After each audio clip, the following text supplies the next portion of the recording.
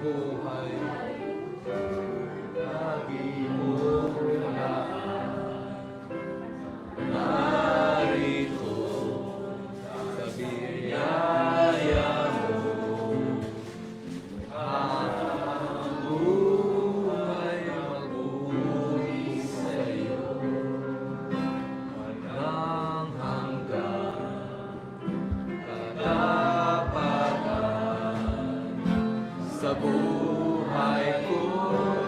Lagi mong lahat narito sa biyaya mo. Yes, Lord. Walang buhay mapupuri sa'yo. Purihin ka sa awit, itaas ang aking tinig, itatanghal sa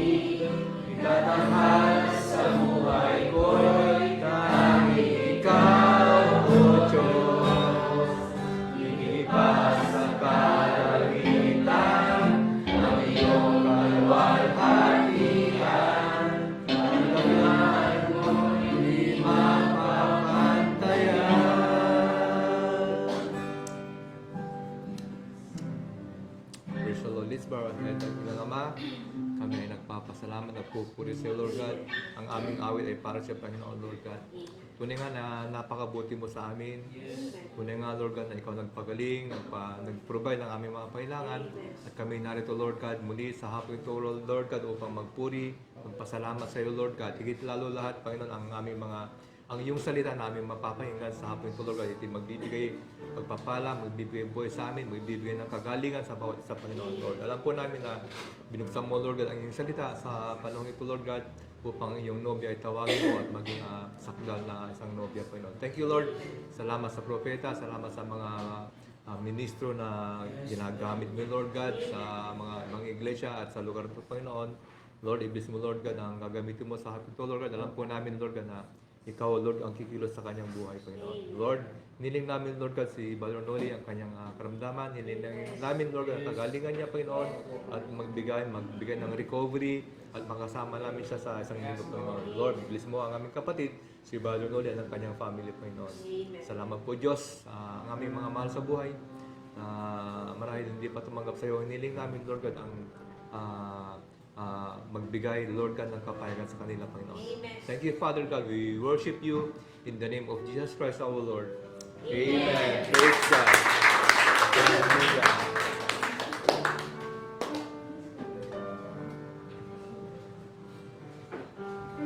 Hindi ka nagkulang. Amen. Ikaw lang ang pag-asa ko, ikaw ang buhay ko, Jesus.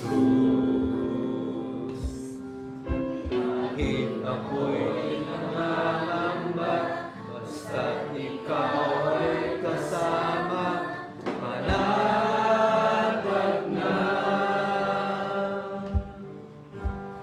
Ikaw lang ang sasambahin, paligid man ay magdilim, Jesus.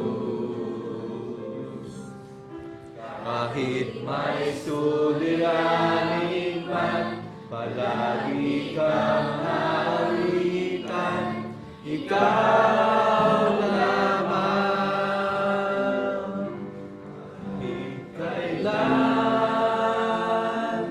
di ka nagkulang, biyaya mo sa akin laging lahat. Ang pag-ibig mo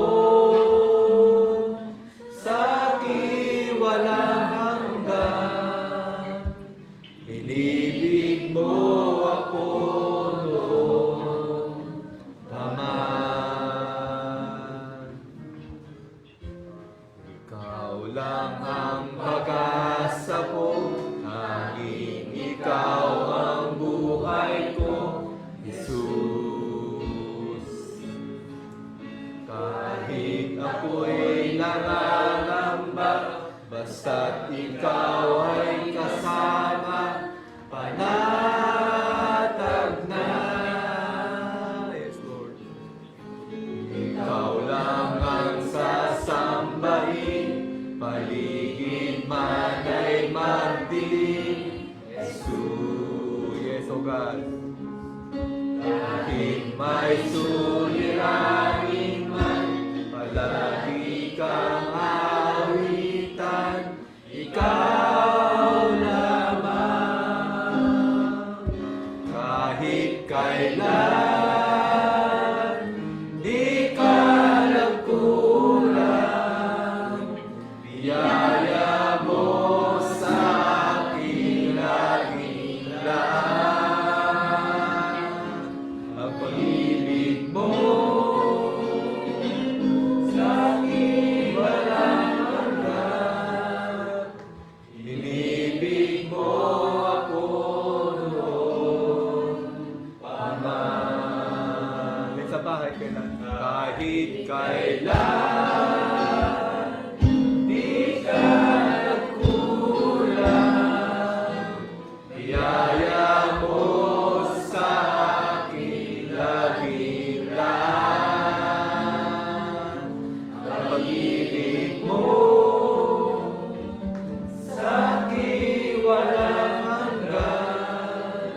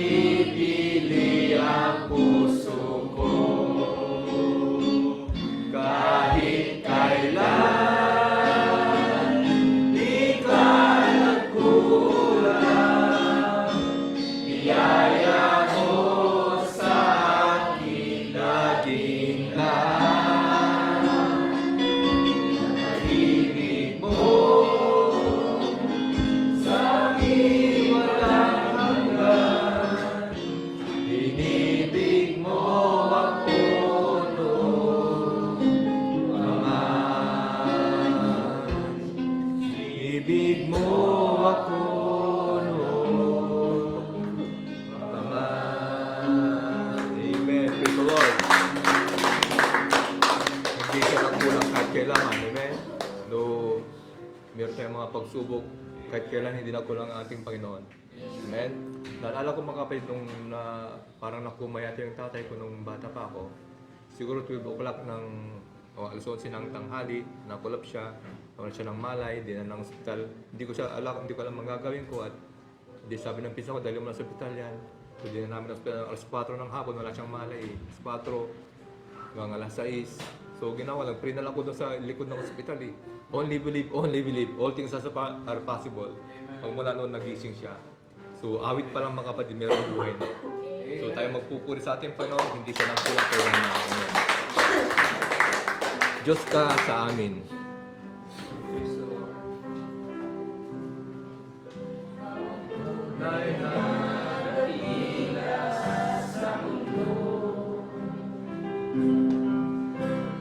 Haring nagmahal ng tulad mo. Yes, Lord.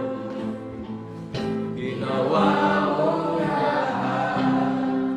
Pag-ibig mo ay tapat at wagas.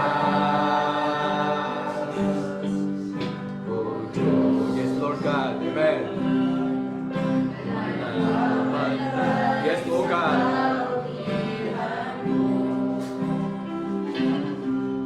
Sa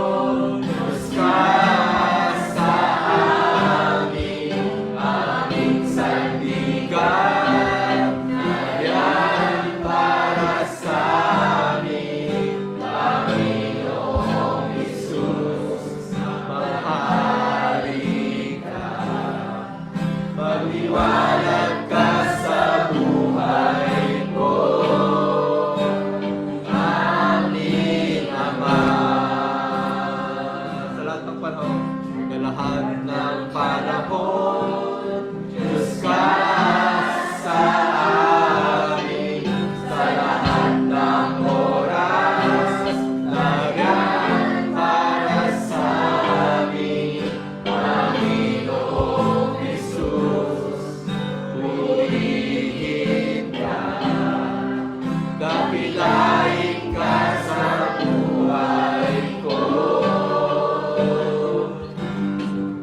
Sa lahat ng panahon, Diyos ka sa amin. Sa lahat ng oras, nariyan para sa amin. Panginoong Jesus, purihin ka. Dakilain ka sa buhay ko. Aming Ama. Amen. Wala kang katulad. Awitin ko man at nakawit sa mundo, di kayang ilarawan ang kadakilaan mo. Kulang ang lahat ng ulan, kulang maging mga salita, upang ihayag ang kabutihan mo. Wala kang katulad, wala nang hihigit sa'yo. Wala kang katulad, wala nang papantay sa'yo. Ikaw ang Diyos noon pa man, maging ngayon at kailanman. At sa habang panahon, wala kang katulad. Nawitin ko man. Awitin ko man at ang awit sa mundo, di ko kayang ilarawan ang kadakilaan mo. Kulang ang lahat ng ulan, kulang naging mga salita, upang ihayag ang kabutihan mo. Wala kang katulad, wala nang hihigit sa'yo. Wala kang katulad, wala nang papantay sa'yo. Ikaw ang Diyos noon pa man, maging ngayon at kailanman. At sa habang panahon, wala kang katulad. Wala kang katulad, wala nang hihigit sa'yo. Wala kang katulad, wala nang papantay sa'yo. Ikaw ang Diyos noon pa man, maging ngayon at kailanman. At sa habang panahon, wala kang katulad. Isang taon na ang katulad. Wala kang katulad. Amen. Hallelujah. Nang hihigit sa'yo. Wala kang katulad. Lord God. Papantay sa'yo. Ikaw ang Diyos noon pa man, maging ngayon at kailanman. At sa habang panahon, wala kang katulad. At sa habang panahon, wala kang katulad. Amen. Hallelujah. Wala kang katulad. Amen. Siya ang ating Panginoon. Siya ang ating Ama. Amen. Minsan natatakot tayo kasi hindi natin alam na nandyan pala siya. Pero pag alam mo na nandyan ang ating Panginoon, wala ka lang kakatakot pa. Amen. Sinabi ng prophet na kapag isang pinakamahinang Kristiyano ay lumuhod, mga kapatid, ang diablo ay manginginig sa takot. Amen. Kaya huwag na tayong matakot, mga kapatid. Amen. So Lord, so awitin isang awit, Kaminday.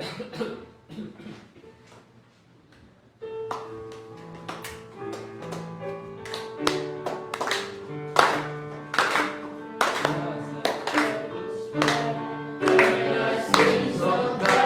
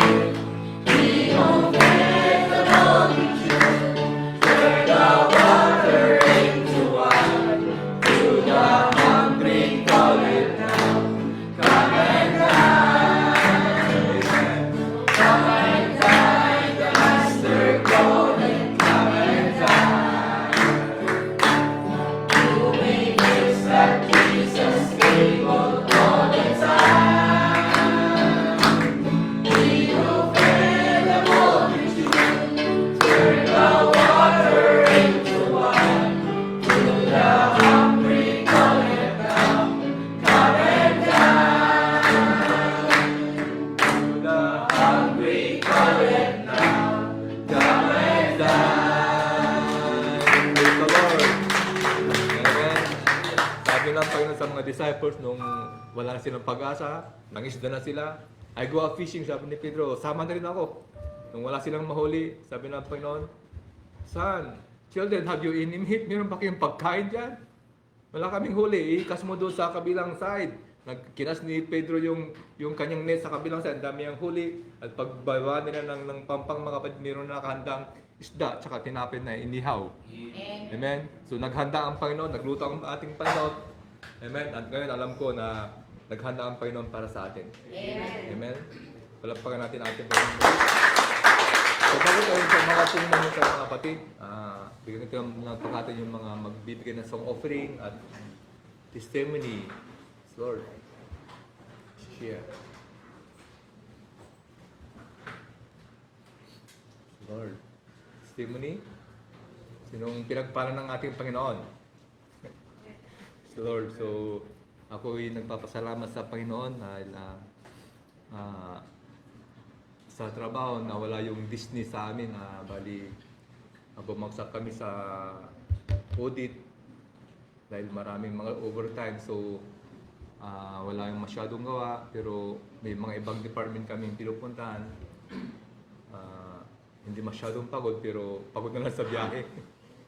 Nagpapasalamat sa akin na hindi naman kami pinapaalis doon sa trabaho. Marami kaming maraming gawin. Kumbaga sa ibang mga tao, doon lang kami. Pagkatapos, wala nang gagawin. Kung saan na lang kami iikot. So, okay, nagpapasalamat sa akin at siya nagpo-provide pa rin ng trabaho. Amen? Hanggat nandyan ang bride, hindi babagsak yung kumpanya. Amen? Naalala ko mga kapatid yung multi-millionaire doon sa Africa. Amen? Alam niyo ang mga tauhan niya, mga bride. Kaya naging millionaire, multi-millionaire sa Africa. Lahat ng mga tauhan niya ay mga bride. Amen? Kaya pag may yumaman dito, kunin mo lahat yung mga bride. Tauhan. Amen? Sino pa mong papato? There are, si Brother Valor ba? Si sister. Sister.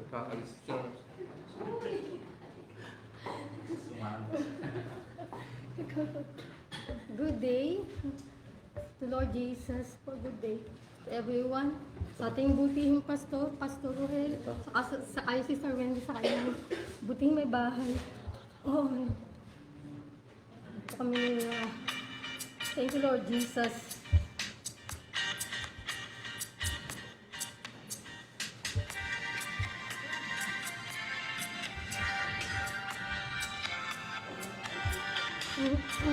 In heavenly armor we'll enter the land. The battle belongs to the Lord. No weapon that's fashioned against us shall stand. The battle belongs to the Lord. We sing glory and honor, power and strength to the Lord. We sing glory and honor, power and strength to the Lord. The power of darkness comes in like a flood. The battle belongs to the Lord. His raise up a standard, the power of his blood. The battle belongs to the Lord. And we sing glory and honor, power and strength to the Lord. We sing glory and honor, power and strength to the Lord. Your enemy presses in hard, do not fear. The battle belongs to the Lord. Take courage, my friend, your redemption is near. The battle belongs to the Lord. We sing glory and honor, power and strength to the Lord. We sing glory and honor, power and strength to the Lord.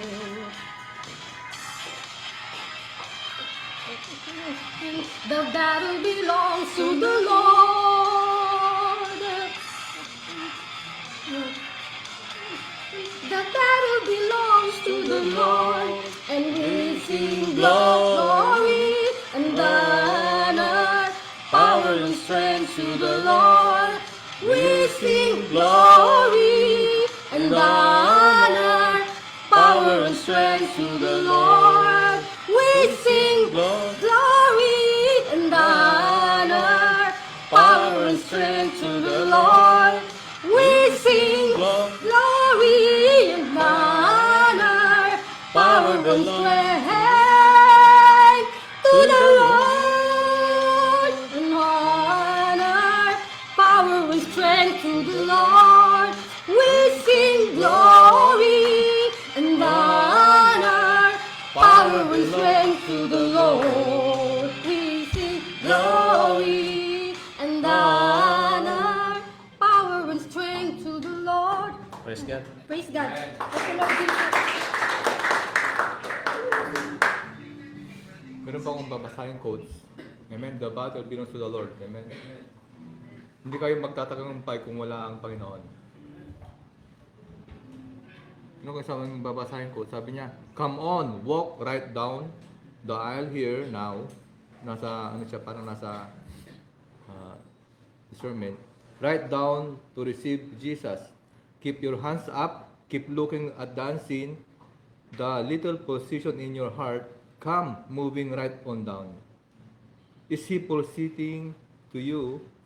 I am the Lord that raised up Christ from the dead. Sabi niya, I am the Lord that raised up Christ from the dead. I am the one that sent the Holy Ghost. I am the one that gave the promise. So nagsasalita si William Branham. Ako, sabi niya, I am the one that give promise. Brother Branham has nothing to do with in this. Si William Branham, wala siyang ginagawa dito. Ibig sabihin ng ako ang gumagawa lahat ito. Sabi niya, Brother Branham has nothing to do in this. He surrendered his life to me. I am using his spirit. I am talking through his lips. That's me. I am the Lord. Come down. So habang nag-preach si William Branham, sabi niya, I am the Lord. Ginagamit ko lang si William Branham. Ginagamit ko lang kanyang spirit. Isurrender niya ang kanyang spirit, ang kanyang buhay sa akin. At ang Diyos ay kumilos. Amen? The battle belongs to the Lord. Amen. Kuminsan lang gumagawa tayo, nagtatrabaho tayo, pero ang Panginoon ang kumikilos sa buhay natin. Amen? Okay. So, wala na ba? Ito may mga bait. I'll be sure. Ito yung isang bago tayo ibigay kay Ibaw, ibigay kay Father Alaw.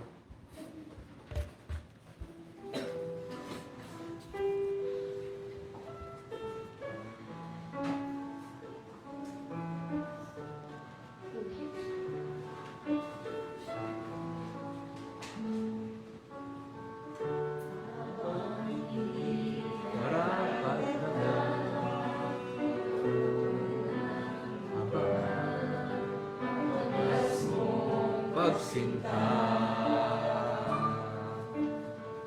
habang walang kakayanan, masuklihan na mabuti sa lahat mong ginawa. Yakap mo ako sa aking karumihan, ibig mo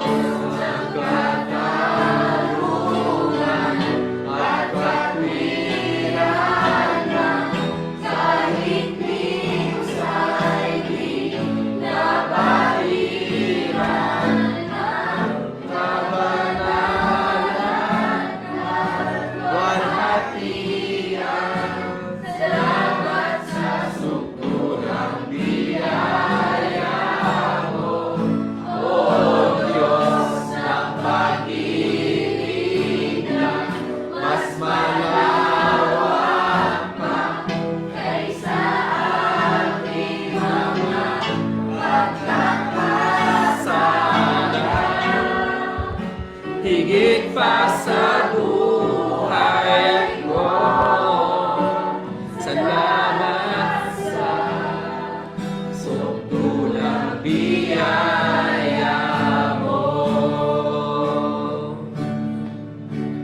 Salamat sa sukdulang biyaya mo.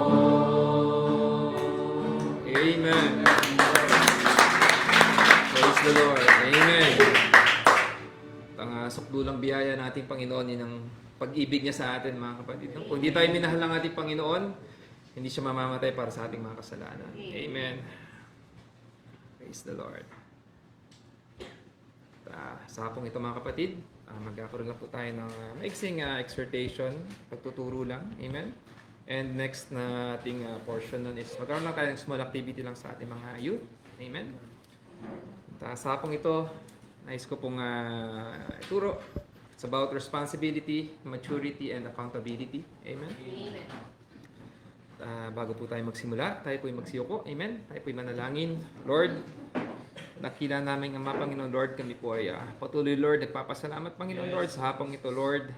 Kami nagpapasalamat, Panginoon, dahil sa privilege, Lord, God, na kami tinawag mo, Panginoon, Lord, sa dakong ito, Lord. Dahil, Lord, sa pag-ibig mo, Panginoon, Lord. Kami, Panginoon, ay wala rito, Lord. Kami nagpapasalamat dahil sa wala pa kami man, Panginoon, Lord, hindi pa tinatatag ang mundong ito, Lord God, nasa kaisipan na kami, Lord. Alam niyo, Lord God, na kami tatanggap, Panginoon, Lord, pagpapatuloy.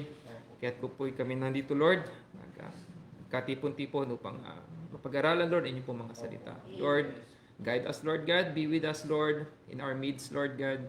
Kayo ang mag-open, Lord, ng aming mga pakinig, Lord God, magbukas, Lord, ng aming puso't isipan, Panginoon, Lord, upang maging harmonious, Lord, ang buong hapong ito, Lord God, ng aming pag-aaral, Panginoon. Muli po, Lord God, inaasa namin lahat ng ito sa inyo. And we praise you. In the name of Lord Jesus Christ, we pray. Amen. Amen. Ay po nakakaupo, mga kapatid. Amen. So, responsibility, maturity, and accountability. So, 3 words, pero ito po ay magkakakonect, no? Marahil hindi po mag-work ang isa kung hindi wala yung iba. Amen. So, in general, yung responsibility and accountability, pag-uusapan natin. Amen. And how these 3 should be connected to our youth. Amen. Both on spiritual and in the physical aspect ng kanilang mga buhay. Amen. So, minsan, makikita rin natin dito, minsan na tayo naging bata. Amen.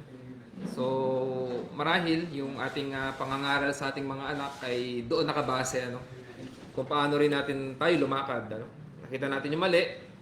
Ngayon, ipinapangaral natin sa mga ating mga anak. Sana lang makinig. Ano? Amen. So, ang una nating verse ay kukuhain natin sa Galatians. Amen. Sabi po dito sa Galatians 6 verse 5. Amen. For every man shall bear his own burden. Amen. So, lahat po tayo mayroong responsibilities. Amen. So, hindi po nangangahulugan na tayo ay bride. Amen.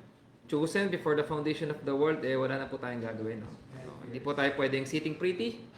Amen. Tapos, gantay lang tayo ng rapture na dumating. So, hindi po ganun. Ano? So, as a bride of Christ, meron po tayong mga responsibilities and duties. Amen. So, sa physical aspect, alam natin sa tahanan, tatay, provider, amen, nagtatrabaho para kumita, pambili ng needs ng buong pamilya, amen, pambayad ng bills, pambayad ng tuition, etc. Amen, napakarami. Amen. Sa mga nanay, amen, sila namamahala sa bahay, diba, tumitingin, nag-aalaga sa mga bata, amen. Naghahatid sa school, naghahanda ng pagkain, amen, naglalaba, mga ganong things, no? But that doesn't mean naman na hindi pwede tulungan ng tatay. Amen. So, sa mga anak, responsibilidad ng mga anak, amen, unang-una sa lahat, sumunod sa magulang. Amen. So, kahit bata yan, kahit si Sila, sabihin natin, maliit, 4 years old, naman. Sabihin natin, wala pa naman responsibilidad yan kasi bata yan. Pero pinakauna dyan is to follow yung magulang. Amen. So, pag pumapasok mo sa school, ang kanilang obligation, ang kanilang responsibilidad is mag-aral. Amen. And kung walang pasok, tumulong sa magulang. Alam naman natin yan, sa mga gawaing bahay, if capable naman na. Amen. Diba, kaya dinidiscourage ng prophet na magtrabaho ang mga babae kasi paano ano, if magtrabaho siya, 'di ba? Tapos able naman yung tatay, yung tatay medyo tamad lang. Ang magiging problema niyan is merong isang position na hindi magagampanan. So ano mangyayari sa mga anak, 'di ba? Kung hindi siya matutuunan din ng pansin. Amen. So lahat tayo merong specific duties and responsibilities. Amen. Sa spiritual aspect, mga kapatid, sabi diyan sa verse na binasa natin, 'di ba? For every man. Meaning, each and every one of us, mayroon tayong duty. Amen. To carry our own load.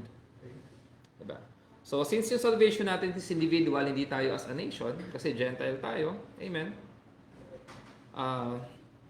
Galatians 6 verse 5 says that each one should carry his own load. Everyone has responsibilities that only he or she can carry. Amen. These things are our own particular load that we need to take daily responsibility for and work out. No one can do certain things for us. Amen. May mga situations kasi na maaring maihingi natin ng tulong, pero meron tayong dealing sa ating Panginoon na talagang tayo lang. Amen. Kinakausap tayo ng personal lang ating Panginoon sa mga bagay na yon, na isipin natin kahit si pastor hindi makakatulong. Amen. Ito yung tinutukoy sa verse na yan, no? So, bilang bahagi tayo ni Christ, amen, hindi naman pwedeng gawin ng mata kung ano yung duty ng bibig. Amen. Hindi naman pwedeng gawin ng kamay yung duty ng paa. Kasi meron tayong specific na role. Amen. Okay, this verse is talking about responsibility. Amen. Sa next verse natin, sa 1 Corinthians 13 verse 11, sabi dito, when I was a child, I spake as a child, and I understood as a child. I thought as a child, but when I became a man, I put away childish things. Amen. So hindi to bago sa atin, no? Lagi natin ito naririnig kay pastor. Lagi natin sa mga preaching ito. No? It's about maturity. Diba? This verse is talking about maturity. So ang tinuturo sa verse na ito, maturity, as we age, alam natin yan, mula itong pagkasilang sa atin, naging toddler tayo, naging bata, naging teenager. Amen. Pagtungtong natin doon sa tinatawag na age, na accountable na tayo doon sa ating mga gawa, age of accountability, yan yung age kung saan nagde-decide na, di ba? Yung mga kabataan kung sila yung magpapabaptize, di ba? Meron na silang mga ganung choices sa sarili nila. Amen, no? Nag-iiba at lumalawak na yung pananaw sa buhay. So, mas wider na yung nakikita, no? Amen. So, mahalaga, amen, ang maturity ng bawat isa, sa atin lalo na mahalaga, dapat sumasabay yung maturity din nung spiritual life natin. So, maganda, nagmamature tayo physically, di ba? Hindi na tayo childish, yung mga ganyang bagay. So, sa edad natin na halimbawa, sa edad ni Aleb na 11, di ba? Hindi naman niya nagagawin yung age na pang 3 years old. Di ba? So, ang sinabi nating prophet, no, yung maturity natin sa spiritual, magandang sumasabay sa pag-age din ng ating physical. Amen. Kaya lagi nating iisipin, di ba, nung mga bata tayo, bakit laging gusto, di ba, ng ating mga magulang na isama tayo sa church? Amen. Kasi mahalaga na habang bata pa lamang tayo, mga kapatid, di ba, naitanim na sa atin yung salita ng ating Panginoon. Amen. So, naiintindihan na natin. Maybe hindi natin kasi naiintindihan as deep kung paano naiintindihan ng adult. Pero at least nai-introduce na sa atin, kilala natin si Noah. Di ba? Kilala natin si Jonah. Kilala natin na nilunok siya nung balyena. Di ba? Amen. Parang bumababa yung nabigatan din sa laptop.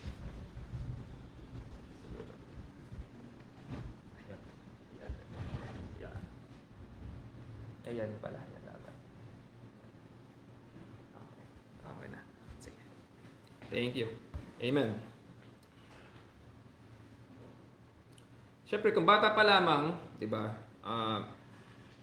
baka maliit pa yung pagkakaintindi niya sa Bible, di ba? Marahil baka hindi pa nga niya naiintindihan word per word yung nasa Bible, di ba? Pero hayaan lang natin kasi yun yung introduction sa kanila. Kasi magmamature din yung mga bata. Di ba? Yung verses na naiintindihan niya ngayon na ganyan, word by word, pero mas lalalim yan, kalaunan. Amen. Kalagay dito, we put away childish things. Di ba? Marahil mga bata pa tayo siguro, toddler age, laro, puro laro lang ginagawa natin, di ba? Makikita natin sila Israel, sila nasa bahay, puro laro lang. Amen. Pagka tinuturuan nga ni Sister Ran magsulat ng pangalan si Sila, kailangan niya pang utuin. Di ba? Sasabihin niya, sige maglalaro ka after or kakain ka ng ganito and everything. Kasi mahirap pa mag-focus. Di ba? Kasi nandun pa siya sa age na childish pa yung mga ginagawa niya. Amen. So, bata mag-isip, bata ang pagkilos, amen. Bata ang pag-intindi. Pero sabi dito, di ba, when I became a man. So may pagbabago na kasi dapat may maturity. Amen. Hindi ka forever na bata. Kahit gustuhin mo. Amen. So ngayon, habang tumatanda ka, you put away childish things kasi kailangan mo nang mag-act, mag-isip, magsalita according to your age. Amen. So parang ang pangit naman tignan, Brad, si Brother Val, dumidede pa sa tsupon, di ba? Titignan natin. Si Brother Noel, naglalaro pa ng kutsi-kutsihan ni Pero isipin natin yung mga bagay na yan, di ba? As physical, parang nangyayari lang siya ng natural. Di ba? Kasi ang tutunan natin pansin dito is yung spiritual nating mga bagay. Kasi lagi nga ipinapangaral, di ba? Lagi natin naririnig sa pulpito na ang tagal-tagal na sa message, Brad, pero bakit yung pag-intindi niya sa mga bagay-bagay, eto pa lang, di ba? Parang naunahan pa nung kaka-attend lang last week, di ba? So, hindi kasi din nagmamatch din yung maturity ng spiritual ng bawat isa. Amen. Sabi ng prophet, di ba? Hindi tayo pwedeng gatas pa rin ang iniinom natin, di ba? Dapat meat. Dapat solid food. Amen. Yun na yung source ng ating nutrition. Amen. Dapat karne na. So, ayos lang yun, ba? Pangaralan, yung mga pangangaral sa Sunday School sa mga bata, nakaranas ng Sunday Schools dito, di ba? Inintroduce sa kanila kung bakit ginunaw ni Lord yung mundo, si Noah, gumawa siya ng arka, yung mga ganyang bagay. Pero, habang tumatanda tayo, hindi pwede tayong mag-settle dun sa mga bagay na yon. Halimbawa, sa age natin ito, alam natin na dapat si Jonah, di ba, tumatakbo siya sa presence ng ating Panginoon. Yun yung mas malalim na pagkilala doon sa karakter na si Jonah. Amen. So 1 Corinthians 13:11 talks about maturity. Diba? Amen. So next, Romans 14 verse 12. Introduce natin yung mga verses na papaliwanag dun sa ating title. Sabi sa Romans 14 verse 12, so then every one of us shall give account of himself to God. Amen. Now, after natin maintindihan na mayroon tayong responsibilities bilang mga Kristiyano, amen, at dapat mag-mature tayo sa salita ng ating Panginoon, amen, Romans 14:12 ay nangungusap about accountability. Amen. So, sa lahat ng actions at mga salita na lumalabas sa bibig ng bawat isa sa atin, accountable po tayo dyan. Amen. So, we are judge of ourselves. Huwag mo i-judge yung katabi mo sa sinabi niya. I-judge mo yung sarili mo sa sinasabi mo. Amen. So, kaya po mahalaga na mamuhay tayo sa naayon sa salita ng ating Panginoon. Amen. Kasi yun yung ating guide. Amen. Kung nakikita natin na parang, parang lumalabas na yata ako doon. No? So, check natin yung sarili natin. Amen. Yung word na responsibility sa accountability, parang halos magkahawig. Amen. Nung binabasa ko, parang medyo nagkaroon din ako ng naguluhan ako ng kaunti kasi parang magkaparehas. So, tingnan natin sa next slide natin na iyong pinagkaiba. Diba? Ang responsibility daw, sabi dito, embracing your obligations, commitments, choices, and attitude. Okay? Ang accountability, owning the outcomes of our actions and their impact on others. Parang before and after siya. Amen. So magbigay tayo ng example na pagsamasamahin natin yung responsibility, maturity, then accountability sa isang sitwasyon. Amen. So kunwari daw, amen, may sakit yung nanay. Diba? Ang setting natin sa loob ng bahay, isang pamilya. So yung nanay tumawag dun sa tatay na meron siyang sakit. So marahil, baka trangkaso, hindi siya makabangon. So ang pinaproblema ng nanay, pagluluto niya. Kasi yun ang kanyang, di ba, role. Diba? So yung tatay, sabi niya, ako na bibili ng pagkain. Pero para makatipid tayo, magsaing kayo sa bahay. Sabi niya. So ginawa ng tatay, tumawag siya sa telepono, kinausap na ngayon yung anak. Sabi niya, pauwi pa lang ako sa trabaho, may sakit si nanay mo, baka naman pwede anak, sa pagkakataon ito, ikaw yung magsaing. Para meron tayong pagdating, meron tayong kakainin. Ready na, may dala na ako pagkain, may kain, kakain na tayo. Amen. So, sa bagay na yon, amen, binigyan ng ama yung anak niya ng responsibilidad. Amen. Ngayon yung anak, nung tumawag sa telepono yung tatay niya, kasalukuyan siya naglalaro sa cellphone niya. Diba? Amen. So mayroon ngayong option yung bata. So yung bata, isipin natin, ito yung batang pwede na magsaing. Baka naman 4 years old, hindi pa magsaing yan. Siguro, basta mga 10 years old, 11 years old, pwede na yan magsaing. Amen. So, mayroon siyang option na ituloy yung paglalaro niya or sundin yung sinasabi ng tatay niya. Amen. Nagkakaroon siya ngayon ng reasoning sa utak niya. Amen. So, napakalaking bagay daw sa parting yan is yung maturity. Dahil ngayon, pipili kasi ng desisyon yung bata. Amen. Kahit sabihin natin napakaliit na bagay yan, pero meron kasing ibinigay na responsibility sa kanya. So, inisip ng bata ngayon, teka, manggagaling si Papa sa Ortigas. Medyo traffic, baka 1 oras. Laro muna ako. Kasi ang pagsasayang naman, mga 30 minutes, okay na yan . Diba? So, lumipas 1 oras, mga kapatid, kumatok yung tatay sa pintuan. Nagulat ngayon yung bata. Napasarap siya sa paglalaro, hindi siya nakapagsaing. Amen.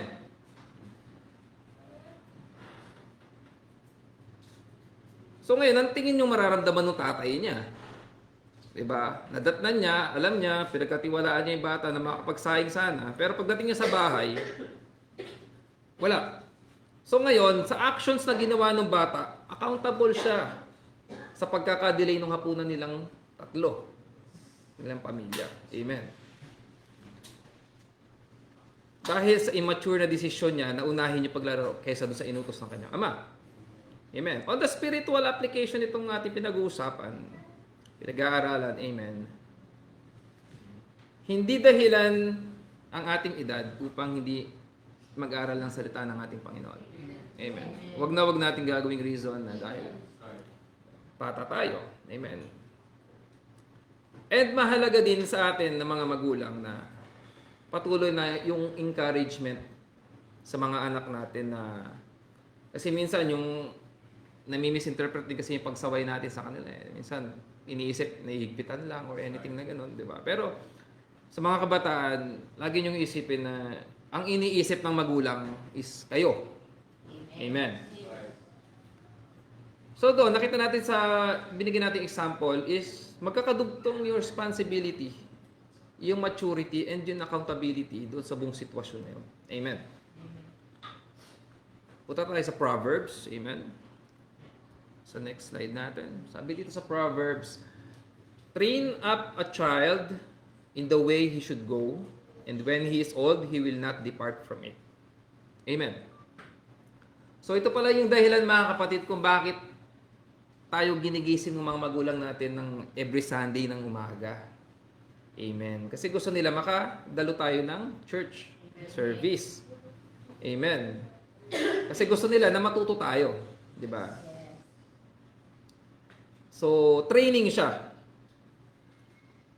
Amen. At kapag daw kung tayo'y masanay na dun sa training na yan, so magiging part na yan ng sistema natin. Amen. At hindi na ito mawawala sa atin habang lumalaki tayo. Amen. So maganda yung foundation pagka ganun. Di ba? May, sa mga bata, minsan iniisip lang nila, di ba? Sige, sasama. Ang inaantay lang, Brad, pagkatapos Jollibee. Diba? Kasi pagkatapos niyan, aabot yan, sakto yan, lunchtime. Pag lunchtime, hindi na makakapagluto sila mami sa bahay. Kakain na kami sa labas niyan. Amen. Well, kung yun ang inisip nila, wala naman problema. Pero at least nakapakinig sila mga kapatid, ano? Nakadalo sila. Amen. So sa una, parang mabigat sa katawan natin yan. Parang napipilitan tayo. Amen. Parang sige na nga. May inutusan tayo eh. Amen. So, parang itipon natin yan no, sa mga Israelita na lumabas doon sa Egypt. Amen. So, lahat tayo, lumabas tayo sa mga Egypt natin, sa mga dati natin denominations, diba? Kung ano man yan, Iglesia ni Cristo, Katoliko, kung ano man mga ano yan. Yun yung mga Egypt natin before. Amen. Pero, na-open tayo sa message, kaya lumabas tayo. Amen. Marahil yung iba, right after, nakapasok agad sa Kanaan. Pero marami din na iiwan pa sa wilderness kasi patuloy pa rin nilang hinahanap yung promised land. Diba? Hindi naman din ganun kabilis sa bawat, ibig sabihin, situational yan. Diba? So yung mga nasa wilderness pa, nagkaroon na yan ng mga anak habang nandun sila sa wilderness. Amen. So, stages yan eh, di ba? Parang yung lumabas ng mga Israelita sa Egypt, yung generation na yon, umabot sa generation na nagkaroon na ng mga anak doon sa wilderness bago pa nila na itawid papunta ng Kanaan, pero which is hindi nga rin nila na itawid. Amen. So, para example niyan mga kapatid, ano, yung family namin, nanggaling kami sa Catholic. So, lumabas kami sa Egypt namin. Amen. Hindi ko pa asawa ng sisteran. So, nasa wilderness ako. Inintroduce sa akin ni kuya ko yung message. Amen. Andiyan yung Kanaan, tinatanaw ko na. Hindi ko maiwan sisteran kasi nasa Egypt pa siya eh. Diba? Nung lumabas kami ngayon sa wilderness, hindi siya maka-accept. Lumabas ngayon si Aleb. Si Aleb, siya yung pinanganak sa wilderness. Nung ipinanganak namin si Sila, saka si Likha, sila na yung pinanganak sa message. Kasi nakapag-receive na kami. So ganyan yan, marami sa atin, no? Iba't ibang mga situations sa atin sa mga bagay na yun. Ang importante dito is, kung ano yung message na narinig na natin ngayon, amen, yun na yung ipapangaral natin sa mga anak natin. Amen. Sabi ito, train up a child. Amen. So pagbasahin natin ang Bible ng mga anak natin, turuan natin magdasal. Amen. Ipaunawa natin ang mali at tama. Turuan natin silang ibigin ang Diyos, amen, na unang umibig sa atin. Amen. So, ipaunawa natin bakit namatay si Christ doon sa cross. Kasi dahil sa kasalanan natin. Amen. Gawin nating equip, amen, ang mga bata habang bata pa lamang sila. Amen. Lagi ko sinasabi, no, kay Aleb, amen, malamang sa classroom, kung ilan ba kayo? 18 sila sa classroom. Imposible naman na message believer lahat na nandun. Diba? Maraming ang nandun na iba't iba. Diba? May Jewish sa kanila. Merong mga Iglesia ni Cristo. Diba? Maraming Katoliko. Maraming ganyan. Pero, ang isang thought lang yun sinasabi ko sa kanya, nag-iisa kang message believer doon. Diba? So, 17 yung hindi. So, ibig sabihin, mas malakas yung hatak ng mundo sa'yo sa bagay na yun kasi hindi mo kami kasama, mag-isa ka dyan. Diba? Kung hindi equip ang bata, amen, matatangay sila.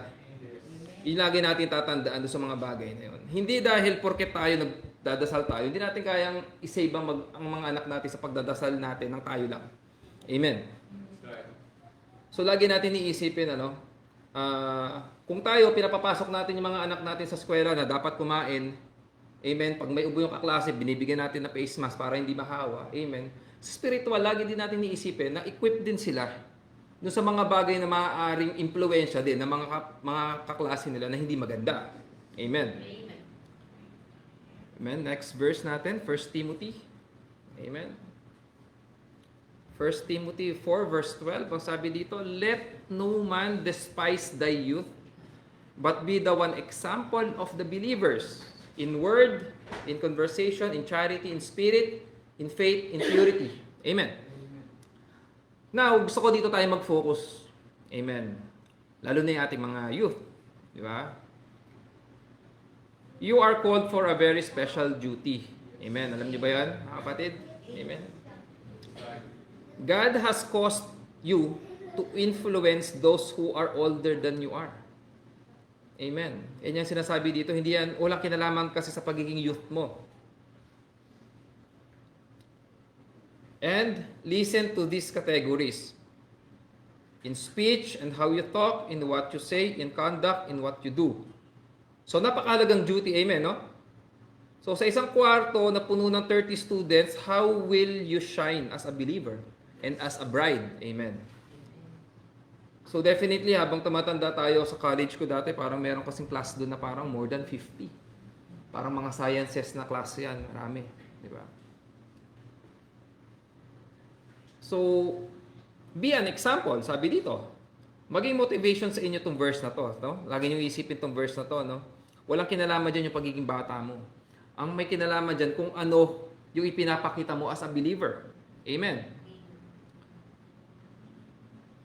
Ang maganda example ko niyan lagi is, 'di ba, sa Pulilan, sister Princess, do sa class nila. Nag-iisa siyang believer, pero meron siyang mga classmate na nahatak niya dahil sa iba siya. So nagkaroon ng curiosity si Tristan, ano mo tayo pangalan isa. Nagano sila. Umattend sila sa church. Nakakatawa kasi, ayan, nandun na sila nag-church, di ba? Pero nakikita natin dito, no, na hindi kailangang ni Princess na mag-share or pero meron silang specific na nakita sa kanya na siguro si Princess mahinhin, iba manamit. Siguro pagka nandito yung, 'di ba, sa mga eskwela ganyan, merong mean girls, may mga ganyan, merong mga pakul, may mga ganyan Wala siguro siya mag-isa lang. Amen, no? So yung pamumuhay natin mga kabataan, mga kabataan, no? Pwede nyong mahatak papunta dito sa message yung mga kaklase nyo, di ba? Huwag nyong hayaan kayo yung mahatak papunta sa kanila. Amen. So be an example. Amen. So sa ating mga youth na nagtatrabaho na, amen, working student, marahil. So ganun din, sa loob na isang workplace, amen, lagi yang mayayaan ng inuman every Friday night. Hindi yan nawawala. Amen. So yabangan ng latest na gadget kasi doon lang napupunta yung sahod eh. 'Di ba? Ako naka-iPhone ano ba ngayon? 17. Amen. 'Di ba? Saka sa mga ganyan, normal din yung papalit-palit yung boyfriend saka girlfriend. Parang ano na lang sa kanila yan. Gadget lang din na pinapalitan, mga kapatid. So how will you shine as a bride sa workplace mo? Amen. So ngayon, dito na isasalang yung inyong faith. Amen. Kung ano ngayon yung natutunan nyo sa Sunday school, pakikinig ng preaching, every Sunday, midweek service, pag-attend ng mga youth conventions, yan, meron tayo sa April, camp meetings, etc., maraming gawain, at kung paano kayo pinangangaralan ng inyong mga magulang. So, dyan yun na ngayon magmamatter yan, kung paano nyo, kung gaano magiging kalakas yung inyong faith. Amen. Kasi minsan iniisip natin, pag nakakarinig tayo ng sermon sa magulang natin, diba, minsan nga, joke na yan paulit-ulit, pwedeng i-record na lang, pag nagalit ka na, yun na lang ulit yung ipi-play mo, diba? Amen. Pero hindi yan ang should be kung paano dapat i-take ng mga youth natin. Amen. Eh sabi dito, be thou an example of the believers, di ba? Sabi niya sa 1 Timothy. So magsilbi tayong halimbawa kung paano ang totoong mananampalataya. Amen. Saan daw? In word, amen, sa pagsasalita natin, in conversation, sa ating pakikipag-usap, In charity, amen, pag-ibig natin sa kapwa natin. In spirit, amen, hindi lamang panlabas na maayos, kundi pati yung ramdam nila din, nasa kalooban natin. In faith, firm tayo sa ating pananampalataya, amen. In purity, sa kalinisan at taglay na lahat ng bagay, mga kapatid. Amen. Napakagandang verse yung 1 Timothy para sa ating mga kabataan. Amen. Next natin sa Ecclesiastes 12 verse 1. Remember now thy Creator in the days of thy youth, while the evil days come not, nor the years draw nigh, when thou shalt say, I have no pleasure in them. Amen. Pinapaalala sa atin sa verse na ito kung bakit importante sa batang edad pa lamang ay kailangan ng may tayo yung pundasyon ng pagkilala at pagkaunawa natin sa salita ng ating Panginoon. Amen. So habang wala pa, papalapit pa lang yung evil days, sabi dito, I have no pleasure in them, kasi alam natin na mula pagkabata, alam na natin yung mali tama. Diba? Kaya na nating matukoy yung discernment natin, di ba? Mas, I guess, mas malakas kaysa dun sa iba nating mga kasama, kasi through bata pa lang tayo, meron na tayong pangangaral meron pa tayong kaalaman tungkol sa ating Panginoon. Amen. Kasi hindi lang minsan iisip natin, di ba? Sa Catholic, merong First Communion, ano ba yung mga ganung mga things na ginagawa, So parang nakabase sa tradition. So hindi naiintindihan, Hindi naiintindihan ng malalim ng bata na ba't kailangan niya ganito, ba't kailangan yung ganito, ba't kailangan yun. 'Di ba? Yung mga catechism na 'yan. Amen. So sabi dito, remember your Creator throughout your life. Develop that precious relationship with Him while still young. If you're already more advanced in age, seize the opportunity to deepen your relationship with your Creator. Amen? Yun yung mas maganda kasi kung mas nakilala natin na mas bata, habang tumatanda tayo, mas nagdi-deepen ngayon yung ating relationship sa ating Panginoon. Amen? So sa tingin nyo ba mga kapatid, makakasingit pa yung Diablo pag ganon? Diba? Kasi mas magkakaroon ng kaunting puwang na lang dahil equipped na tayo. Amen? So meron tayong tatlong characters dito, Si Daniel, si David, saka sino isa? Si Joseph. Amen, So ito, at young age, teenage years nila, so makikitaan na sila ng mga traits, na maganda. Amen. Unahin natin si Daniel. Yan, si Daniel. So medyo mahaba yung mga kapatid, kasi chapters 1 to 8 yan. So hindi na natin yan iisa-isahin. If you want na basahin yan, napakaganda. Kasi Daniel chapter 1 to 8, pinapakita yung pagiging, yung courage, bravery, and faithfulness ni Daniel sa ating Panginoon habang captive siya sa Babylon. Amen. So sabi dito, Daniel was around 17 to 18 years old nung kinuha sila ng bihag ni Nebuchadnezzar, yun yung hari ng Babylon. Amen. So despite his young age, hindi po siya lumuhod, amen, sa Diyos. Sa Diyos-Diyosan ng Babylon. Kasi yun yung gusto gawin ng Babylon. Kinuha nila yung mga tawas captive, di ba? Kino-convert nila doon sa kung ano paniniwala nila. Amen. Kung hindi, kasumangayon, di ba? Death. Yun yung kapalit nun. Amen. So he refused, amen, to bow down and adapt to people and let them form him with their opinions and rules. Amen. Even if it meant that he had to die. Amen. So, si Daniel, nagsilbi siya sa Panginoon. Amen. Daniel served God and God alone, even though it would cost him his life. Amen. Amen. So, maybe some will choose easy way out. Amen. Okay naman sa Babylon. Okay naman. Tinanggap naman kami maayos dito. Sumamba lang kami sa Diyos-Diyosan nila. Di bibigyan kami ng maayos sa bahay. Di ba? Di ba yung iba nga doon mga kapatid, nagkaroon na ng sarili nilang mga negosyo. Di ba? Ayaw na kanilang bumalik sa doon sa Israel Di ba? Amen. So, ganun. Hindi ganun si Daniel, mga kapatid, Hindi niya pinili yung easy way out. Amen. Dahil doon, even yung leon, hindi siya kakayang gawing kainin. Kasi si Diyos na, yung si Lord na nag-utos sa leon na huwag siyang kainin. Amen. So, mula pagkabata, kilala na Daniel yung Panginoon. Ngayon, nung dumating siya doon sa pagkakataon na susukatin na ngayon, no? Yung kanyang faithfulness, amen, firm siya. No, kahit mamatay ako, wala akong pakialam kasi ang alam ko, iisa lang ang Diyos. Amen. So sana ganoon din tayo. Amen? So next, Joseph. Sino ba si Joseph? Kilala natin si Joseph. Siya yung anak ni Jacob. Amen. Siya yung panganay dun kay Rachel. Amen.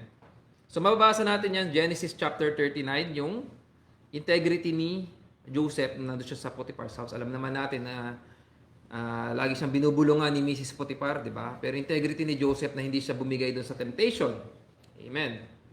And doon sa Genesis chapter 50 naman, diba, his attitude towards his brothers and on how he forgave them. Mahirap yung mga kapatid. Ibenta ka ng kapatid mo, tapos, di ba, bibigyan mo, ibig sabihin, ikaw yung ipo-forgive mo sila pagdating doon sa end. Napakahirap yun kasi hindi alam nitong mga kapatid ni Joseph kung ano at gaano kahirap yung pinagdaanan niya mula doon sa house ni Potiphar hanggang makulong siya. Amen. So, parang si Daniel din, age 17 din nung binenta si Joseph sa mga mangangalakal ng kanyang mga kapatid, dahil sa selos at inggit. Amen. Sabihin ba naman ni Joseph sa panaginip niya, magbabow down sa kanya yung mga kapatid niya, even yung tatay at nanay niya, hindi ba? Amen. Lalo na nainggit nung binigyan siya ng robe of rainbow colors, diba? 7 colors. Amen. So, pagkabenta ng mga kapatid niya sa kanya sa mga dumaan na mga traders. So, yung mga traders naman na yun, ibinenta naman ngayon si Joseph papunta kay Potiphar upang maging alipin. Amen. So sa mga youth natin, try niyong ilagay yung sarili niyo sa position ni Joseph. Amen. Mahirap ba o madali? Diba? Tapos ngayon, nung nakaharap na niya yung mga kapatid niya, diba, nagawa niyang patawarin. Isang napakalaking rin yan kay Joseph. Amen. Tapos ito nakakatuwa. Hindi ko na nailagay dito. Sabi sa Genesis 45 verse 5, sabi dito, "Now therefore be not grieved." Kausap niya yung mga kapatid niya, nakaluhod sa kanya. Diba? So nagkatotoo mga kapatid yung panaginip niya. Lumuhod sa kanya yung mga kapatid niya. "Now therefore be not grieved nor angry with yourselves that ye sold me hither. For God did send me before you to preserve life." Amen. Napakaganda mga kapatid. Batid ni Joseph na mayroong purpose. Kung bakit niya pinagdaanan lahat ng paghihirap na yon, kasi meron siyang magandang purpose, di ba? To preserve life. Amen. Kung bakit niya kailangan pagdaanan yon, alam niya. Naunawaan niya nung umabot sa point na nandun na siya doon sa kanyang kinalalagyan. Amen. That is Joseph. Amen. Now we talk about David. David. Yan.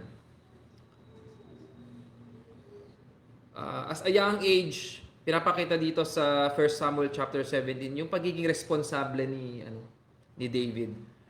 And yung pagiging courageous niya, being shepherd. Siya yung namahala kasi sa mga tupa ng kanyang tatay.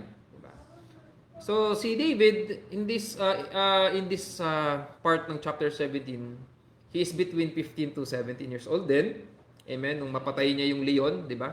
Nakakain dapat to sa kanyang mga tupa. Amen. So, ganyan ka-responsible at katapang si David, di ba? Itataya niya yung buhay niya para dun sa responsibilidad na binigay sa kanya ng tatay niya na bantayan at alagaan yung mga tupa. Amen. Kaya ba natin yon, mga kabataan? Amen. Kasi si Aleb, nalala ko isang beses. Siguro mga 2 days, 3 days ago lang. Tumakbo mga kapatid, lumapit sa akin. Galing siya sa kwarto niya kasi may ipis. May ipis. Gusto ni Aleb patayin ko yung ipis. Kasi nakakatakot naman yung ipis pag lumipad sa'yo, di ba? So, paano kung leon, mga kapatid dyan, di ba? So, iba yung na kay David, ibang courage yung binigay sa kanya ng Panginoon. Amen.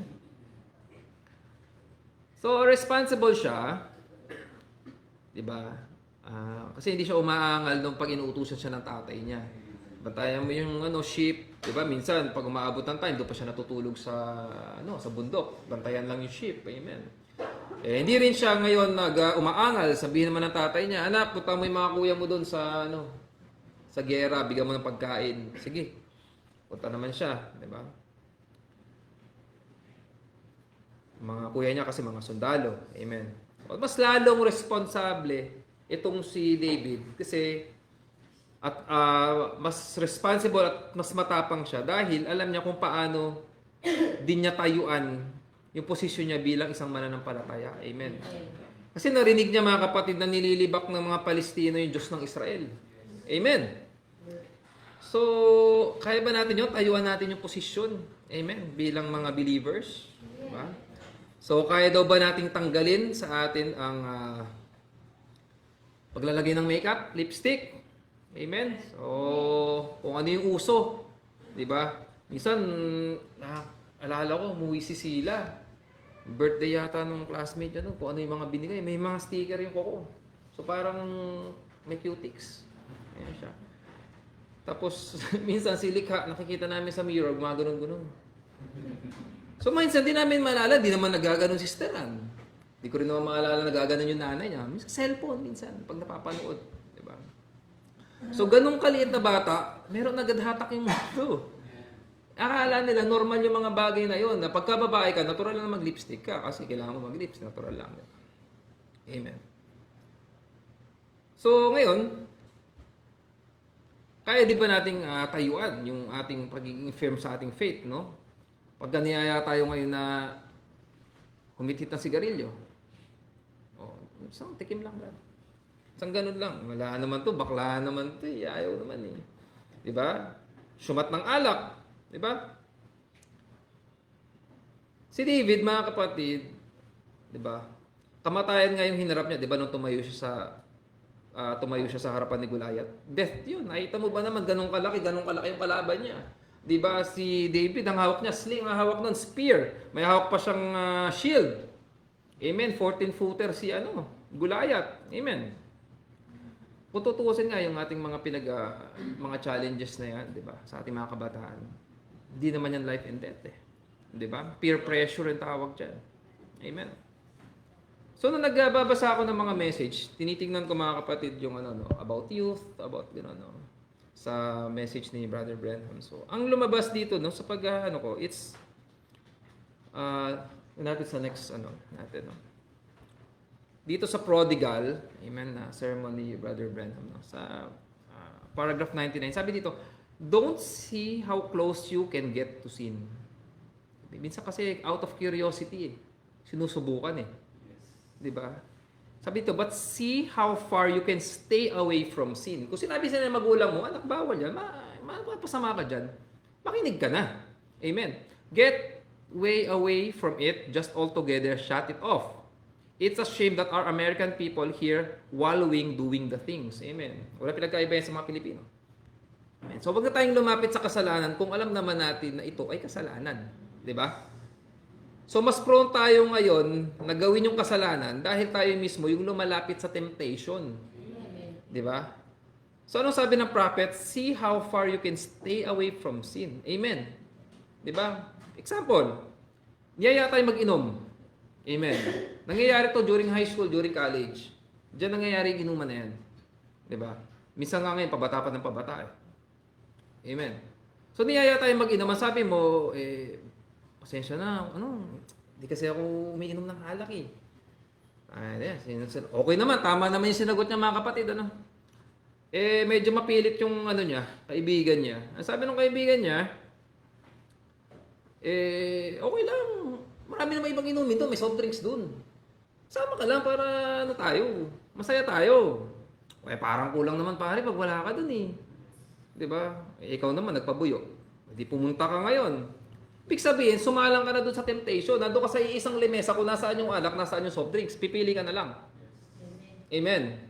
Bakit hindi sa simulat sa pulang sinabi mo, pare, hindi pwede. Hindi ako, may gagawin sa bahay, may ganito. Umiwas ka na. Kasi alam mo, napapunta doon. Kung anong mangyayari sa'yo kung nakainom ka ng alak, hindi mo na yan, ang pagiging normal mo niyan is nababawasan na. Di ba? Hindi ka nga makapaglakad ng diretso. Di ba? Namamanhid ang mukha mo, di mo na maramdaman yung ilong mo pag lasing ka. Di ba? Lalo na kung halimbawa, nagmamaneho ka pa. Di ba? At diyan din pumapasok yung mga temptation na pag may inuman na ganyan, hindi pwedeng walang kasamang babae. Di ba? Yun yung truth doon sa mga situation na sinasabi natin dito kasi hindi yan gawa-gawang kwento, mga kapatid. Amen. So, wag daw nating hayaan na pumunta pa tayo doon sa mga bagay na lumapit pa tayo doon sa kasalanan. Dahil alam naman natin simulat sa pool, kasalanan yon. Amen.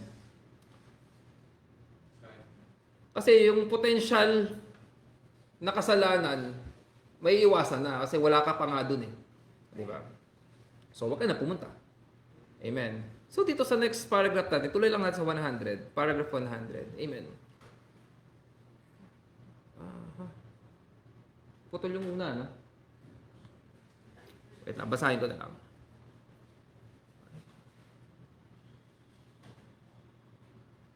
Hindi ko rin makita dito. Anyway. Teka lang ha. Sorry. Slide 13. Okay. Magandang simulan lang natin. Hindi pala naging maayos yung aking ano. Yan, sabi dito, you go to homes today. I went into Christian homes when they opened the ice box and it would be full of beer cans, supposed to be Christian home. Christians don't fool with that stuff. We've traded the old-fashioned prayer altar out of the house and made it a card table out of it. Yan, lalaro na ng sugal. That's what got the children to turn into juvenile delinquents. It isn't juvenile delinquency, it's parent delinquency. If the parent would teach the child and see where they were at, take care of them, it wouldn't be. That's right. Amen. So yung mga nangyayari, no, na juvenile delinquencies, ito ang ano, ibig sabihin kasi ng juvenile delinquencies, ito yung mga bata, ano, na minor, kung tawagin, either under 18 years old, na nakakagawa na ng mga crime. Theft, 'di ba? 'Di ba? Rape, worst killing, 'di ba? Nabubuo, may mga gang, 'di ba? Naglalaban na ng mga ganyan na mga guns, akala nila trip-trip lang. Tapos may nabubog sila, di nila alam, napatay na nila yung nabugbog nila. So yung mga bagay na yan, hindi daw yan kasalanan ng bata. Kasalanan niya ng magulang. Kasi yung mga magulang na hindi nila tinuunan ng pansin yung mga anak nila habang lumalaki. Amen. So binigyan din niya ng ating prophet. Amen. So sabi dito, di ba? It's not juvenile delinquency but parents delinquency. So kung tuturuan lang natin sana yung mga anak natin, amen. So sana hindi sila mapapariwara. Amen. So hindi sana sila mapapasali sa mga maling barkada, maling kaibigan. Amen. So ito yung purpose ng pinag-aaralan natin today. To remind us parents, amen, yung responsibility natin sa ating mga anak. Amen. Baka natutuon tayo, nabibisi tayo sa ibang bagay. Amen. Mahirap yung buhay. Tutulungan ko si Mr. kung magtrabaho. Baka sakali mas makaipon kami na mas mabilis. Amen. Nalilimutan naman na yung pag-aalaga sa mga bata. Ay hayaan na lang sa cellphone. Hayaan na lang doon sa barkada. Amen. So sa mga kabataan, strengthen your faith. Habang bata pa lang, strengthen your faith. Amen. So don't get me wrong, hindi bawal makipagkaibigan. Parang ang pangit lang kasi pakinggan yung barkadahan yan. Pero pwede ka naman may pagbarkada sa maayos. Barkada pa rin naman tawag. Di ba? So makipagkaibigan tayo sa mga tao, mga kabataan na same lang din yung dapat na meron tayo ng paniniwala. Amen. Yun yung ideal, di ba? Pero hindi mo nga kayang gawin yon sa isang eskwelahan o sa isang room na mag-isa ka lang. Amen. Pero definitely, ikaw rin, pipili ka rin. Piliin mo. Kung bad influence yung tao, lagi ka na tinatawagan, lagi tayo, ML tayo. Di ba?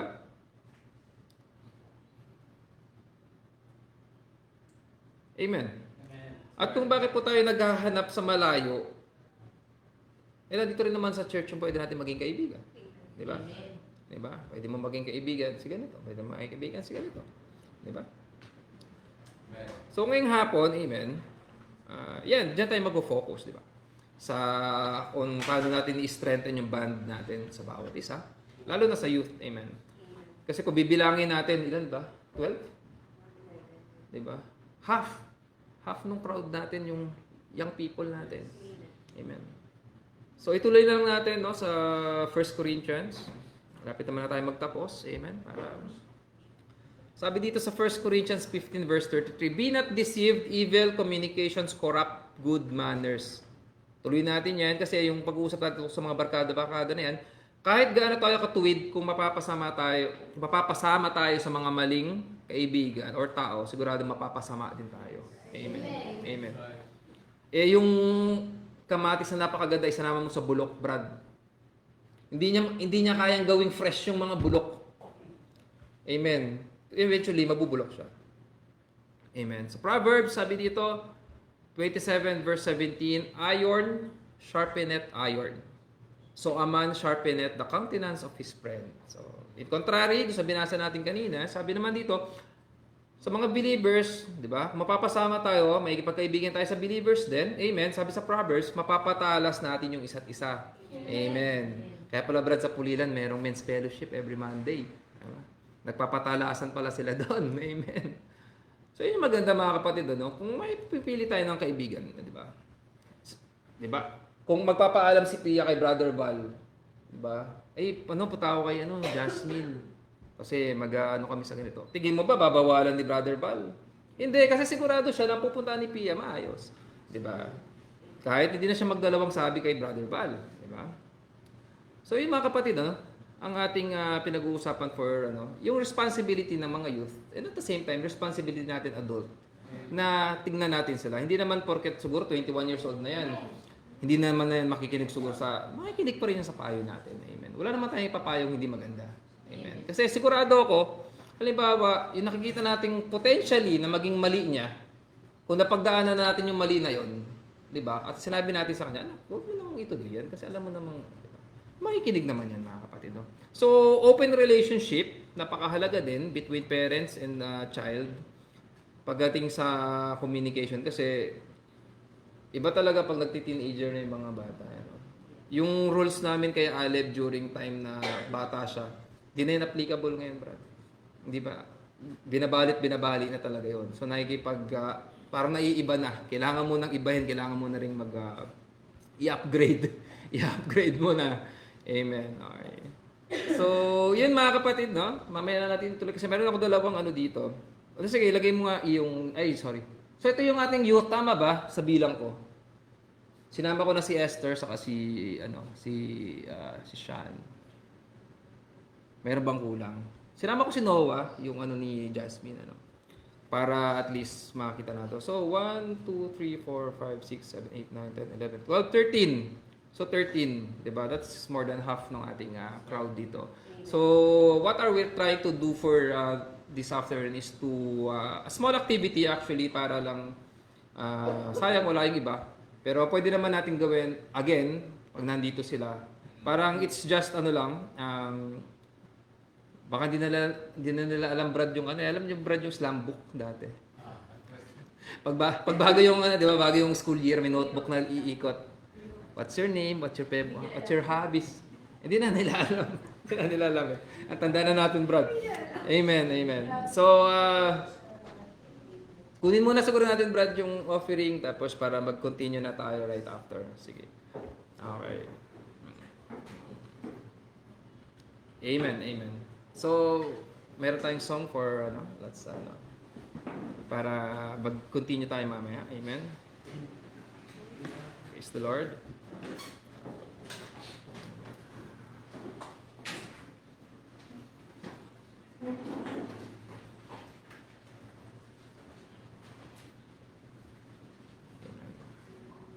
Tayo po yung mukha, manalangin po muna tayo mga kapatid sa pag-end ng ating pagtuturo. Amen. Lord, Panginoon, marami pong salamat Lord sa hapong ito, Panginoon. Maraming salamat Lord sa mga nireveal yung word sa amin, Panginoon Lord. Ito ay patuloy na pagbibigay sa amin, Lord, ng paalaala, Panginoon, Lord, sa aming pamumuhay, Lord, bilang aming mga Kristiyano, Panginoon, Lord God, kung paano namin, Lord, patuloy na inaalagaan, Lord, ang aming mga anak, Panginoon. Ganyan po, Lord, patuloy rin pong bantayan ang youth namin, Lord God, sa kanilang paglalakad, Lord, sa mundong ito, Panginoon, Lord God. Patuloy niyo siya, Lord, silang akayin, Lord, patungo sa inyo, Panginoon, Lord. Dalangin namin, Lord God, ang pag-intindi, Lord, sa mga bagay-bagay na baka hindi pa, Lord, malinaw sa kanila, Lord God. Kaya patuloy, Lord, na magbigay ng pangunawang ito, Lord God. Mula kayo nagpapasalamat, Lord. Itinataas na, Lord, namin ang inyong dakilang pangalan, Lord Jesus Christ. We pray. Amen. Thank you, Lord. Amen.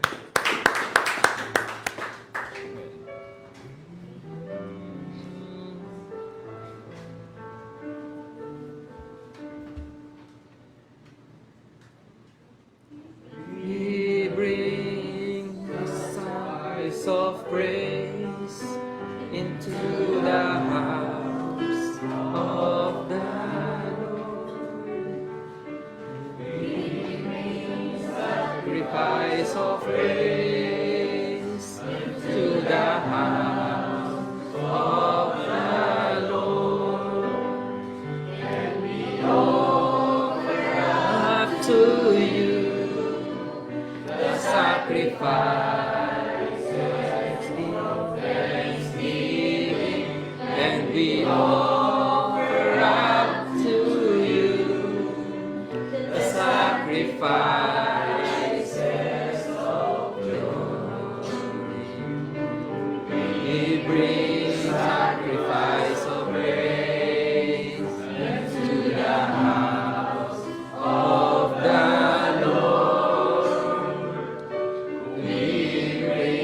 sacrifice of praise into the house of the Lord, and we offer up to you the sacrifices of thanksgiving, and we offer up to you the sacrifice.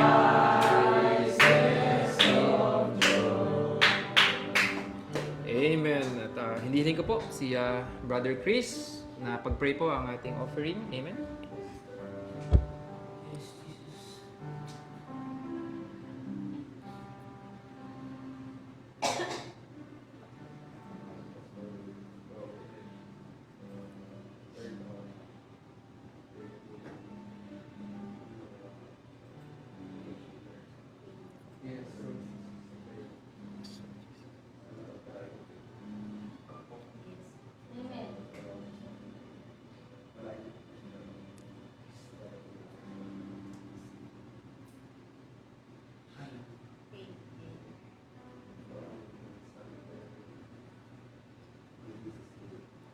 Amen. Amen. Thank you. Amen.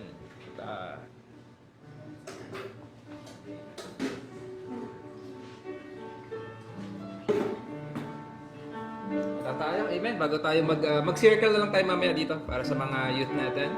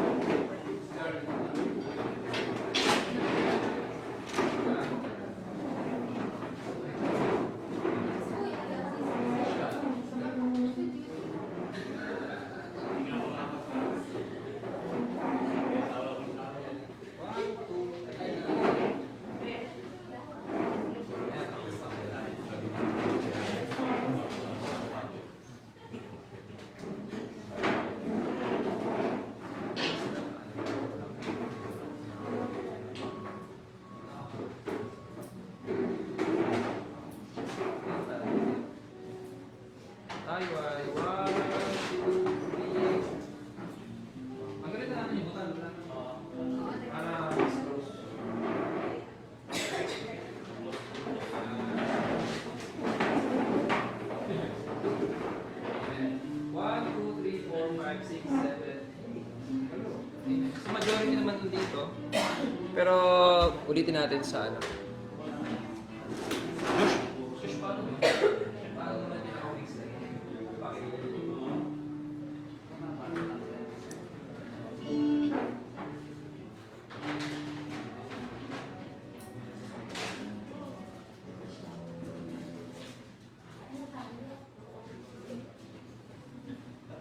Yan. Diba? So napakadali niyan mga kabataan. So, diba? Wala, hindi nga challenging eh. Ha? Hindi pwede mamili agad. O, di ako una. Diba? Complete name and its meaning. Alab, the full name, Joseret Alab Pagarigat. So meaning ng Alab is fire. Dahil yung tatay ko ay leftist, yung mga makabaka. Kaya yun yung aking pangalan eh. No? So age ko, I'm 40 years old. Likes or hobbies, so siguro kaya nagtrabaho ko. Ako ay nag-art, magawa nag-drawing, nag-sculpture, ganyan. So, yun ay kinuha ko sa course. Yun na rin yung ginagawa ko ngayon. Dislike. So, minsan mahirap yung dislike kasi isipin mo lang ano hindi mo gusto. No? Pagkain ba yan? Or hindi ka ba comfortable sa isang bagay o ano. Pero dislike ko, hindi ako masyadong mahilig mag-swimming kasi muntik na ako malunod dati. So, meron akong ganyang feeling ano, dislike. So, favorite verse or character in the Bible. So, pwede kayo mamili dyan. Baka kasi meron kayong medyo favorite na verse na lagi nyong binabasa. Or character, Bible character. Ang favorite character ko sa Bible, para iba lang, yung ano, yung thief dun sa cross. Kasi nagsisi siya sa last minute, pinagkatiwalaan niya si Christ. So kahit sabihin mo na hindi siya kasama sa disciples, hindi siya kasama sa mga miracles, diba? Nagkaroon ng pwesto yung thief na yun, diba? Doon sa kalantan. So ako pipili ko sinong una. Yan. Para hindi naman masyadong bias. Diba? So, dahil si Alan nagsabi na huli siya yung una. Dali. Takasan mo para marinig na. Big name and its meanings. Alep ko, it was named after Caleb, but they wanted it to be unique because so they made it into Alep. So, I'm 11. Likes or hobbies? I like building, you know what I like. And then hobbies, naglalaro sa labas ng summer. Dislike.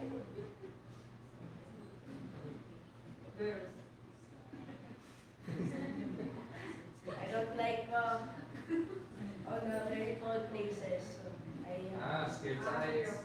Okay. Hindi. Favorite verse or character in the Bible? My favorite character ko si Caleb because Caleb and Joshua, they're the only persons that went to the promised land because they trusted God. Okay? O, ngayon. Ngayon, ikaw mamimili kung sino susunod. Ayan. You will call who? Will call who? Siya.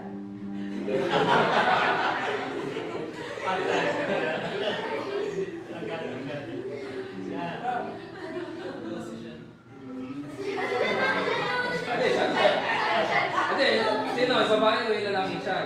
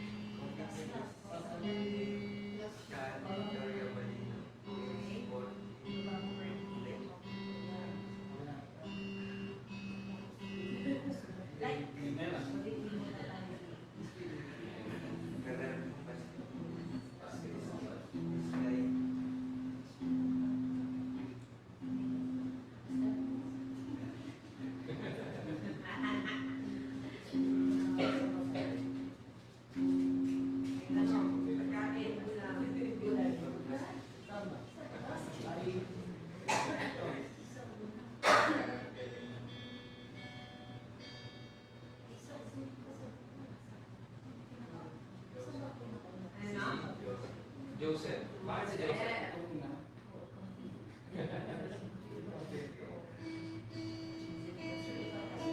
Joseph the Dreamer or Si Joseph. Joseph the Dreamer? Joseph the Dreamer?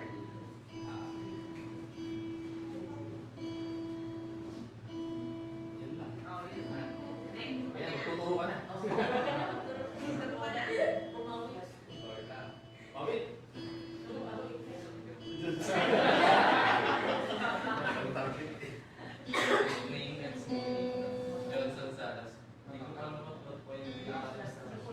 Ba't daw yung pinangalan sa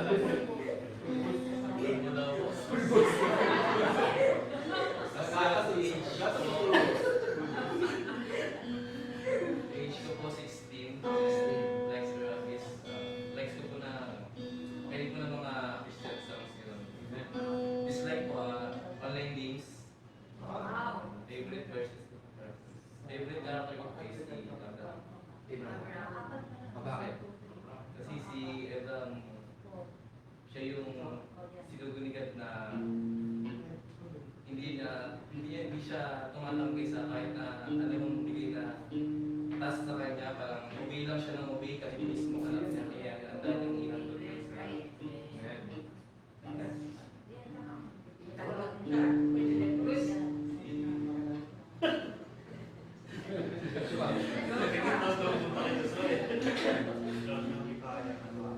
Yung Joshua, Savior, Mikaya. Pero sa Mikaya, alam pa din eh.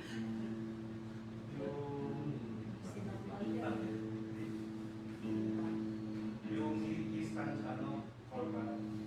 Yung age is 21. Like for hobbies. Actually,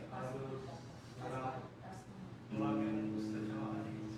Pero ngayon, gusto ko mag-rito, pinabukasan na yun ang rito. Parang, kahit ano na rin, parang kami na, minsan yung ayaw natin yung gusto ko. Yung dislikes ko naman, yung hindi ko nasa bahay. Ngayon, gumagala. Ayaw ko. Gusto ko lagi sa bahay. Favorite bird, ay, o kaya parang bird, si Joshua. Pangalan mo. Pwede.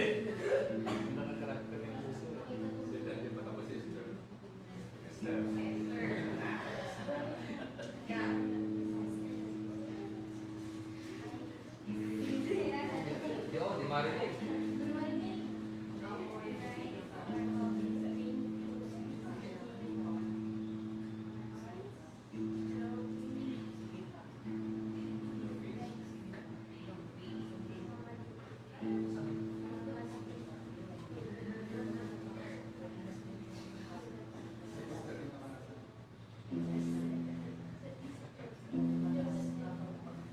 Joseph din.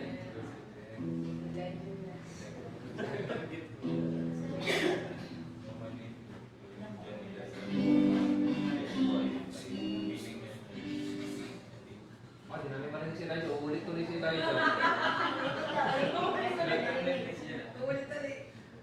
Ano yung age na? Ano yung age? Again. Yung meaning. Ah, meaning yan.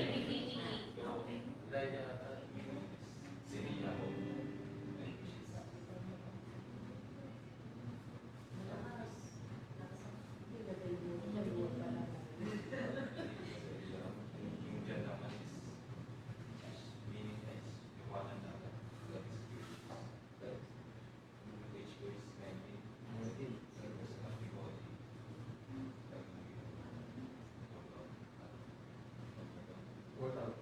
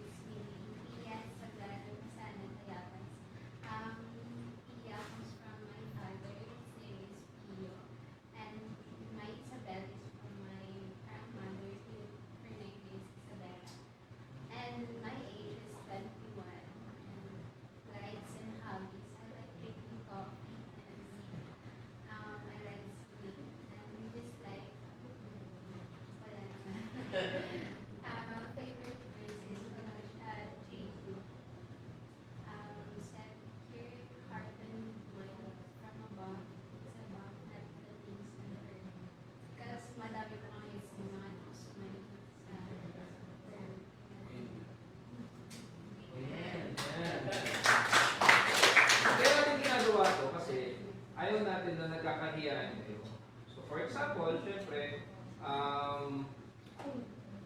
kayo yung tatanda na definitely nakikita niyo tumututok, magiging kayo. Yung tatayo dito sa harapan, magiging kayo. So, as much na nag-workout ka nila, Brother Ruel, nila Brother Noni, Brother Val dito to strengthen yung ating church, syempre, yung kayo din, di ba? As, yun nga, napakinggan natin kanina, even small responsibilities, magkakaroon tayo. Kasi doon natin may focus din yung sarili natin na meron tayong part, alam natin na meron tayong portion with Christ. Di ba? So, hindi lang na-forget, halimbawa, right after ito, tapos tayo ng pumunti, or ano na, magdiligpit tayo. Maybe it's just a small portion, pero yung mga bagay na yan is still essential para doon sa ikakalago o ikakaayos mo church na, balik na church na. Diba? So, meron hindi kasi kami challenge, no? Pero hopefully dapat kompleto tayo dito. Kasi we wanted sana na halimbawa, challenge na kaya ba na isang Sunday, di ba? Kayo yung mag-aayos dito and everything, si Brother Roel lang yung mag-preach. Di ba? Ayos ng technicals, tutugtog, kakanta, di ba? Mag-MC, magsusong lead, di ba? So, it's a challenge sa atin na paano natin gagawin yun if ikaw nahihiya kay Elijah. Paano mo sasabihin na practice tayo ito? Eh, di mo nga alam yung full name ni Elijah. Di mo nga alam na 19 years old na si Elijah. Paano mo sasabihin na Sister Pia yung magbabackup sa atin? Eh, nahihiyawa eh, kung sa atin. Diba? Huwag natin gawing hindrance yung nahihiya kayo. Kasi ba't ka mahihiya? Kung tutuusin, diba, ini-encourage na namin na kung sinong dapat magiging mas magkakaibigan is kayo. Diba? Mas gugustuhin ko siguro ng anak kung maging kaibigan kayo kesa yung kaklase niya na kaibigan niya kasi galaro lang sila ng online game. Diba? So, yun, hindi namin sinasabi gagawin yun ng kagalagan. Diba? Bibigyan naman namin ng time, then pero at this point, diba? Kasi we wanted din sana na inaano din natin Brother Will, no? Yung sa April natin, if we wanted to na pumunta doon sa naghihingi na kasi ng datos sila pastor, no? Even sa adult yata, nagtatanong din sila kung sino yung gusto mo. Para at least kung merong mga numbers of na pwede ma-fit in, kung tayo na mauna, di tayo may mauna. Yung mga pahuli-huli, syempre, hindi sila makakasali. So yun, kasi maganda na magbabakapan yung bawat isa sa atin. Let's clap our hands for the Lord. And bawian niyo yung iba sa susunod nyo, wala dito. Amen. May part 2, kasi walo sila ngayon eh. Merong ilan yan? Oo, di ba? 8, 9, 10, 11, 12. May 5 nawala. Amen. Praise the Lord.